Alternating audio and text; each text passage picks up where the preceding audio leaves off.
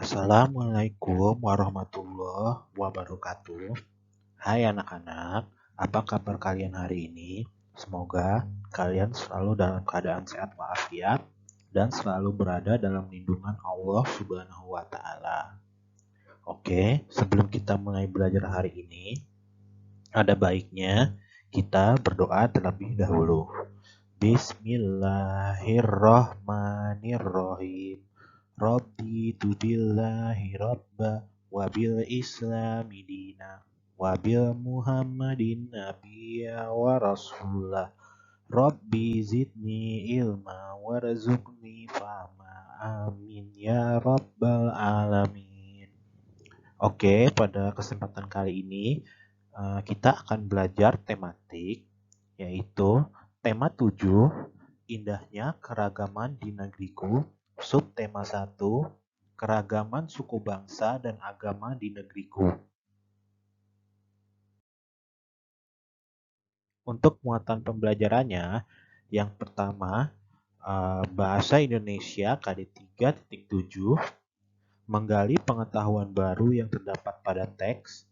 Lalu kedua, IPA KD 3.3, mengidentifikasi macam-macam gaya, gaya otot, gaya listrik, gaya magnet, gaya gravitasi, dan gaya gesek. Lalu yang terakhir, SBDP KD 3.2, memahami tempo dan tinggi rendah nada. Untuk tujuan pembelajarannya, yang pertama, siswa mampu menuliskan informasi baru berdasarkan teks. Kedua, siswa mampu menjelaskan macam-macam gaya dan pengaruhnya terhadap benda. Yang ketiga, siswa mampu menjelaskan pemanfaatan gaya otot di kehidupan sehari-hari. Dan yang keempat, siswa mampu menyanyikan lagu daerah dengan tempo yang tepat.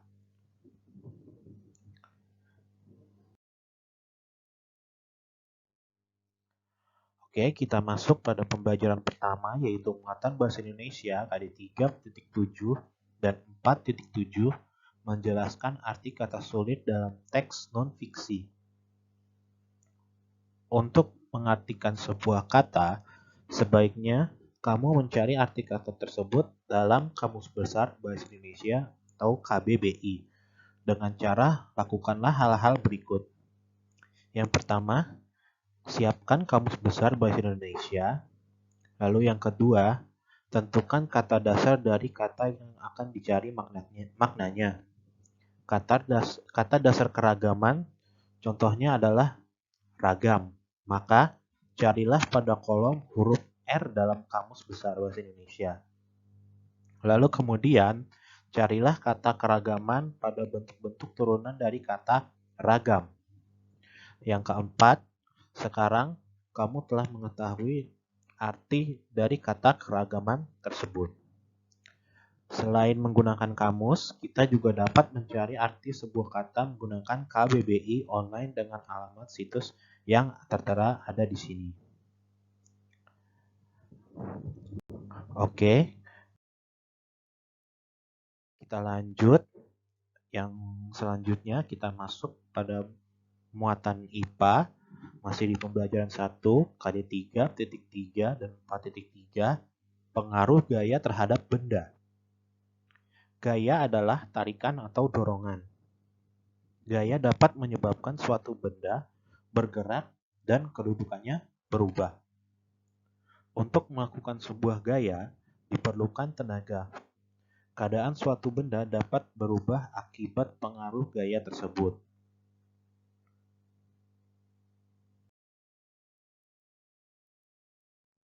Pengaruh gaya terhadap benda antara lain, yang pertama, benda diam menjadi bergerak. Seperti contoh, meja yang didorong, bola yang kita tendang, dan gerobak yang ditarik. Lalu yang kedua, benda yang bergerak menjadi diam. Contohnya, saat sepeda yang sedang dikendarai, kalian melakukan pengereman atau direm, maka gerak sepeda pun menjadi lambat dan akhirnya berhenti. Yang ketiga, benda berubah bentuk. Seperti contohnya saat botol air mineral yang kosong kamu injak, maka botol tersebut akan berubah bentuk. Contoh lain yaitu balon yang ditekan akan menjadi berbagai bentuk. Lalu yang terakhir, yang keempat, benda bergerak berubah arah. Seperti contoh, saat bola yang menggelinding ditendang, bola berubah arah karena gaya yang diberikan. Selanjutnya macam-macam gaya. Yang pertama, gaya otot. Gaya otot adalah gaya yang timbul atau terjadi karena aktivitas otot. Seperti contoh, seorang anak menendang bola, ibu yang memotong kue, dan ayah yang sedang memindahkan televisi. Yang kedua, gaya gravitasi. Gaya gravitasi adalah gaya yang disebabkan oleh gaya tarik bumi. Seperti contohnya, jika kita melempar benda ke atas, maka benda itu akan jatuh ke tanah. Lalu penerjun payung yang melompat dari atas pesawat akan bergerak menuju permukaan bumi. Yang ketiga, gaya pegas. Gaya pegas adalah gaya yang terjadi akibat tarikan dan dorongan terhadap benda yang dilakukan menggunakan pegas elastis. Seperti contohnya yaitu panahan atau karet yang direnggangkan. Lalu yang keempat, gaya magnet. Gaya magnet adalah gaya yang timbul karena tarikan sebuah magnet terhadap benda yang terbuat dari logam tertentu. Yang selanjutnya, yang kelima, yaitu gaya listrik, adalah gaya yang ditimbulkan oleh benda-benda yang bermuatan listrik. Lalu yang keenam, yang terakhir, yaitu gaya gesek, adalah gaya yang timbul jika dua permukaan benda saling bertemu. Oke, kita masuk di pembelajaran yang kedua, muatan SBDP kali 3.2 dan 4.2, menyanyi sesuai tinggi rendah nada. Saat menyanyikan sebuah lagu, kamu harus mengerti tinggi dan rendah nada. Nada sendiri adalah bunyi yang teratur. Nada memiliki bunyi rendah dan tinggi. Nada dapat kita tuliskan dalam notasi angka. Seperti yang kita simak berikut ini. Ucapkan notasi angka berikut secara berurutan.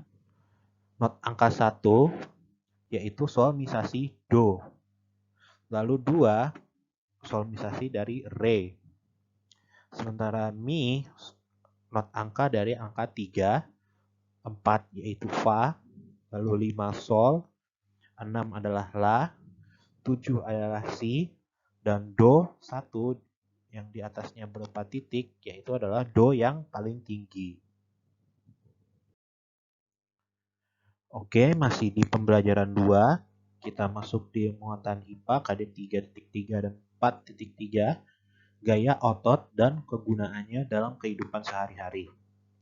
Gaya otot adalah gaya yang ditimbulkan oleh otot manusia atau hewan dalam melakukan kegiatan, seperti contohnya mengangkat, menarik, menahan, atau mendorong suatu benda.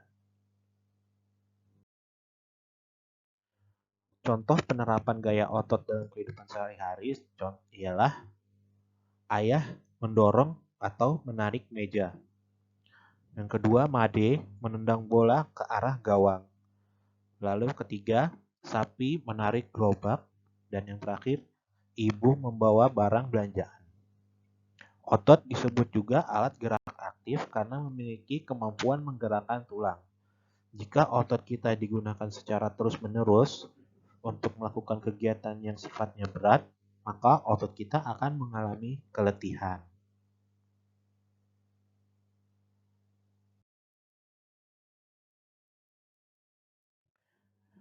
Yang selanjutnya yaitu masih di pembelajaran 2, muatan bahasa Indonesia KD 3.7 dan 4.7, menemukan informasi dalam teks.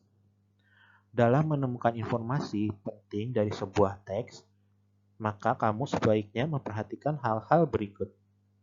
Yang pertama, kalian baca dulu judul teks tersebut. Lalu yang kedua, membaca keseluruhan isi teks. Dan yang terakhir, yang ketiga, mencatat hal-hal penting yang belum pernah kamu ketahui.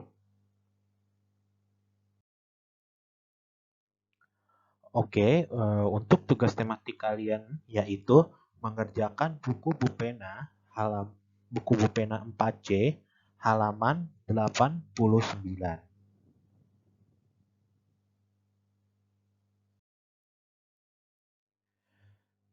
Alhamdulillah telah selesai pembelajaran kita hari ini.